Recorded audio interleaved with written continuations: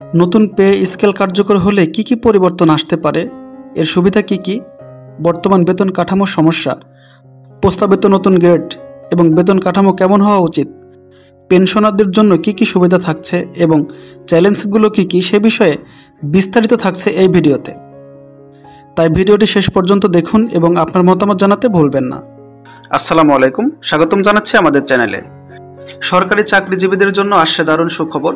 বহু প্রতীক্ষিত নবম পে কমিশন নিয়ে যে আপডেটটি এসেছে তা নিঃসন্দেহে আনন্দের।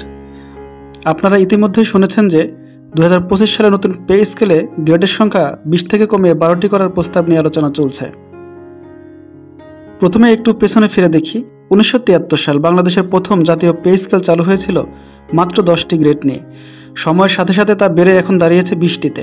কিন্তু 20তম গ্রেডের বর্তমান বেতন কাঠামো কর্মজীবীদের জন্য একটি বড় হতাশার কারণ তৈরি করেছে।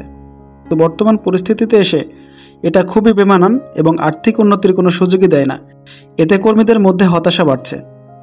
এই সমস্যা সমাধান করতে এসেছে নতুন প্রস্তাব। 2025 সালে পে স্কেলে গ্রেড সংখ্যা কমিয়ে 12টি করার প্রস্তাব রাখা হয়েছে। যদি 10 থেকে 12টি ধাপে কার্যকর হয় তাহলে আশা করা যাচ্ছে সকলের প্রত্যাশা অনেকটাই পূরণ হবে এবং বর্তমান সময়ের সাথে তাল মিলিয়ে চলার জন্য যথেষ্ট হবে। চলুন দেখি বিভিন্ন কর্মচারী সংগঠনের পক্ষ থেকে 12টি গ্রেডের জন্য প্রস্তাবিত মাসিক মূল বেতন কত প্রত্যাশা করেছেন।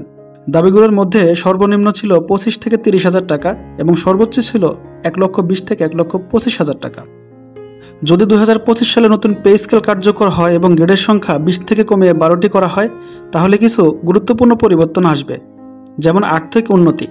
15 থেকে 20 নম্বর গ্রেডের মধ্যে বেতনের যে সামান্য পার্থক্য ছিল তা আর থাকবে না। প্রতিটি গ্রেডে বেতনের ব্যবধান বাড়বে, যা কর্মচারীদের আর্থিক উন্নতির সুযোগ দেবে।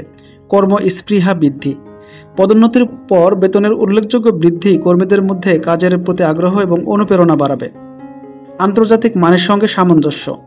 নতুন 12 গ্রেডে কাঠামো আন্তর্জাতিক মানের বেতন কাঠামোর সঙ্গে আরও বেশি সামঞ্জস্যপূর্ণ হবে। এই পরিবর্তনের ফলে কয়েকটি প্রধান সুবিধা পাওয়া যাবে, যেমন পেনশনভোগীদের জন্য সুবিধা। মূল বেতন বেড়ে গেলে পেনশনভোগীদের পেনশন, চিকিৎসা ভাতা এবং উৎসব ভাতাও বেড়ে যাবে। আকর্ষণীয় বেতন কাঠামো। নতুন কাঠামোটি বর্তমান সময়ের সঙ্গে তাল মিলিয়ে চলার জন্য যথেষ্ট। হতাশা হ্রাস। কর্মচারীদের পদোন্নতির পর বেতনের সামান্য বৃদ্ধি নিয়ে যে হতাশা ছিল তা অনেকটাই কমে আসবে। নতুন এই বেতন কাঠামো বাস্তবায়নে কিছু চ্যালেঞ্জও রয়েছে, যেমন বাজেটে অতিরিক্ত বরাদ্দ। নতুন স্কেল কার্যকর করতে সরকারকে বিপুল পরিমাণ বাজেট বরাদ্দ করতে হবে। নিয়োগ খরচ বৃদ্ধি। নিম্ন গ্রেডের চাকরির ক্ষেত্রে বেতন বাড়ায় নিয়োগের খরচও বাড়বে। বেসরকারি খাতে প্রভাব। সরকারি কর্মচারীদের বেতন বাড়লে বেসরকারি খাতেও একই ধরনের বেতন বৃদ্ধির চাপ তৈরি হতে পারে। এখন প্রশ্ন হলো, আমরা কি চাই? এই পরিবর্তন যাতে বাস্তবায়িত হয় সেজন্য আমাদের সবার সমর্থন প্রয়োজন।